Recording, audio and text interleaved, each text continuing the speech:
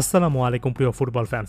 Football ফ্যাগের আজকের এই ভিডিওতে আমি ক্রিস্টিয়ানো রোনালদো সম্পর্কে আলোচনা করব। তবে তার আগে রীতিমতো বিনীতভাবে অনুরোধ করছি, আপনি যদি শুধুমাত্র একজন লিওনেল মেসি ফ্যান এবং একই সঙ্গে রোনালদো হেটার হন, তাহলে ভিডিওটা অ্যাভয়েড করতে পারেন। কোনো একজন ফুটবলারকে কেন্দ্র করে কোনো একটা আলোচনা যদি আপনি একেবারে নিতেই না পারেন, তাহলে সেটা অ্যাভয়েড করাই ভালো। এটাকে এর চেয়ে বেশি সিরিয়াস কোনো একটা অবস্থায় আসলে নিয়ে যাওয়া উচিত নয়। বাস্তব জীবনে আমি লিওনেল মেসির পাশাপাশি রোনালদোকে অনেক কাছ থেকে ফলো করেছি, তার একজন অ্যাডমাইরার হিসেবে কয়েকটা কথা বলছে। দেখুন, রোনালদো সৌদি প্রো লিগে 35তম গোলটা করার পরে একটা পোস্ট দিয়েছেন এবং সৌদি প্রো লিগের রেকর্ডটা ভেঙেছেন। রোনালদো সেটা সোশ্যাল মিডিয়াতে অনেক ভালোভাবে কিন্তু প্রচার করেছেন, তার খুব ভালো একটা পিআর টিম আছে এবং রোনালদো একই সঙ্গে একটা রেকর্ডও কিন্তু গড়েছেন। এর আগে ইংল্যান্ডে, স্পেনে, ইতালিতে এবং এবার সৌদি আরবে একটা লিগে সর্বোচ্চ গোল স্কোরার হলেন। আপনি যদি সত্যিকার অর্থে ফুটবল ফ্যান হন, তাহলে কোনো না কোনো জায়গা থেকে রোনালদোর এই অ্যাচিভমেন্টটাকে আপনার অ্যাকনলেজ করতে হবে। আপনি এটাকে কতটা উপরে রাখবেন নাকি কতটা নিচে রাখবেন সেটা পরের ব্যাপার, তবে অ্যাকনলেজ অর্থাৎ অন্তত বড় একটা রেকর্ড হিসেবে এই জিনিসটা স্বীকার করে নিতে হবে। এখন কথা হচ্ছে, রোনালদো সৌদি প্রো লিগের এই সাফল্যে কিংবা এই গোল স্কোরিং যে একটা স্ট্রিকে আছেন, এটা নিয়ে কতটুকু উচ্ছ্বাস প্রকাশ করবেন, সেটার অভিব্যক্তি, সেটার প্রকাশ এক একজনের কাছে এক এক রকম বলে মনে হতে পারে। তবে আমার কাছে মনে হয় রোনালদোর আরও একবার ওয়ান ফাইন বা ওয়ান লাস্ট ড্যান্স যেটাকে বলা হচ্ছে, অর্থাৎ ইউরোর চ্যালেঞ্জ যেটাকে বলা হচ্ছে, সেটা নেওয়া উচিত। আর এই চ্যালেঞ্জটা রোনালদো নেবেন খুব ভালো করে জানি। তবে এবার পর্তুগালের বড় একটা কিছু টার্গেট করা উচিত, কারণ রোনালদো তার আন্তর্জাতিক ক্যারিয়ারটা শেষ করার আগে 2026 বিশ্বকাপটা আপাতত বাদ রেখে বলছি, ক্যারিয়ারটা শেষ করার আগে এটা রোনালদোর জন্য বড় একটা সুযোগ হতে পারে। কারণ সত্যিকার অর্থে একেবারে ফুটবলীয় দৃষ্টিকোণ থেকে বলছি, পর্তুগালের কাছে একটা ভালো স্কোয়াড আছে এবং খুবই ভালো মানের একজন কোচ আছেন, যিনি কিনা এমন টাইপের সিচুয়েশনগুলো খুব ভালোভাবে হ্যান্ডেল করতে পারেন। পর্তুগালের স্কোয়াড নিয়ে এর আগে কথা বলেছি। আজকের এই ভিডিওতে কয়েকটা পজিটিভ দিক, কয়েকটা শক্তির জায়গা নিয়ে একটু আলোচনা করব এবং কয়েকটা ট্যাকটিক্স নিয়েও কিন্তু কথাবার্তা চলবে। প্রথমত, এই মুহূর্তে স্ক্রিনে যে ছবিটা দেখছেন, সেটা পর্তুগালের একটা বিশেষ রকমের স্টাইলের কথা প্রমাণ করে, যেটা রোবার্টো মার্টিনেজ তার এই এরিয়াটাতে এখন পর্যন্ত ধরে রেখেছেন। 12টা ম্যাচে কোচিং করিয়েছেন, সম্ভবত একটা ম্যাচে পরাজয়ের মুখ দেখেছেন এবং সেটা সর্বশেষ ম্যাচে।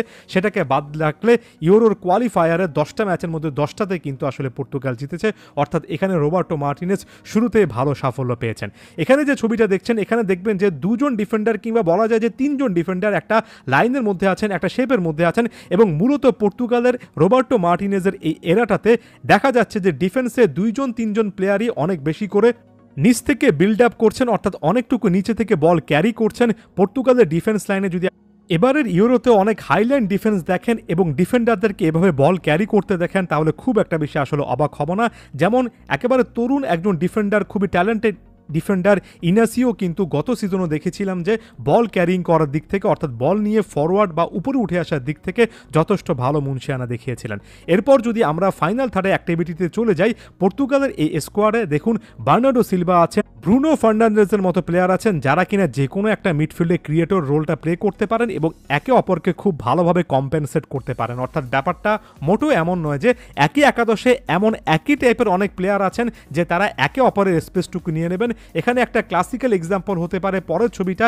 এখানে দেখুন নাম্বার 7 জার্সি পরা ক্রিস্টিয়ানো রোনালদো অনেকটুকু নিচে নেমে এসেছেন। স্বাভাবিকভাবে রোনালদোর কাছ থেকে এ বয়সে এসে আপনি অনেক বেশি করে মুভমেন্ট, অনেক ফাস্ট মুভমেন্ট, অনেক উইংয়ে রান করা, স্প্রিন্ট করা, এগুলো খুঁজে পাবেন না। তবে যে জিনিসটা তিনি এখনও করতে পারেন, যে দেখুন রোনালদোর সাথে কিন্তু অ্যারোতে 3জন ডিফেন্ডার রীতিমতো তার আশেপাশে আছেন, অর্থাৎ ডিফেন্ডারদেরকে এখনও অ্যাট্রাক্ট করতে পারেন। বলটা বার্নার্ডো সিলভার পায়ে আছে সম্ভবত এবং এখানে আপনি বৃত্তের মধ্যে, সাদা বৃত্তের মধ্যে যে প্লেয়ারটার পা দেখছেন, সে প্লেয়ারটা আসলে এখানে স্পেসে একটা রান মেক করবেন। এই প্লেয়ারটা হচ্ছে ব্রুনো ফার্নান্দেজ। অর্থাৎ এখানে রোনালদো নিচে নেমে এসে একটু ড্রপ ডাউন করে একাধিক ডিফেন্ডারকে নিজের গায়ের সঙ্গে লাগিয়ে রেখেছেন এবং এ জায়গা থেকে বার্নার্ডো সিলভা একটা ভালো পাস দিবেন, একটা থ্রু বল দিবেন কিংবা একটা ওভার দ্য টপ পাস দিবেন এবং এখানে ব্রুনো ফার্নান্দেজ একটা রান মেক করে সে বলটা গ্র্যাব করবেন। এই যে টিম ওয়ার্ক, এই যে একে অপরের জায়গাটা বা স্পেসটা বোঝে খেলার একটা যে প্রবণতা, সেটা কিন্তু এবার এই কোচের অধীনে পর্তুগাল অনেকগুলো ম্যাচে করিয়ে দেখিয়েছে। অন্যান্য অনেক দলের ক্ষেত্রে ফাইনাল থার্ডে একই পজিশন কিংবা স্ব ক্লাবে একই টাইপের রোল প্লে করেন, এমন প্লেয়ারের আধিক্য অনেক সময় সমস্যার কারণ হয়ে দাঁড়ায়। তবে পর্তুগালের ক্ষেত্রে আমি বার্নার্ডো সিলভা, ব্রুনো ফার্নান্দেজ এরা একই একাদশে থাকলে একে অপরকে কম্পেনসেট করে খেলতে পারছেন, এই কোচের অধীনে এই জিনিসটা অনেক বেশি করে দেখতে পারছি। ফাইনাল থার্ডের আরও একটা জিনিসের কথায় চলে আসি।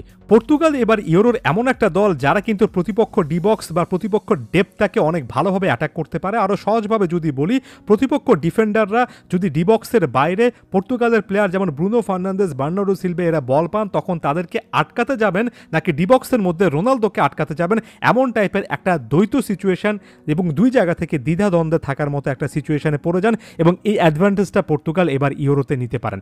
যেমন এই ছবিটাতে নিশ্চয়ই দেখছেন ব্রুনো ফার্নান্দেজ এখানে একটা এরিয়ালে বল দেবেন, বাতাসে বল দেবেন এবং রোনালদো সেখান থেকে হেডেড একটা অ্যাটেম্প্ট করবেন, এমন টাইপের কোনো একটা কিছু হয়তো হতে পারে।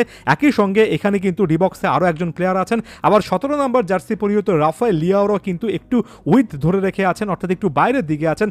তারা ওই সাইডটা থেকে পেসটাও কিন্তু ইনজেক্ট করতে পারবেন। অন্যদিকে ব্রুনো ফার্নান্দেজ কোনো রকমের অপশন খুঁজে না পেয়ে দূরপাল্লার শটও নিতে পারবেন।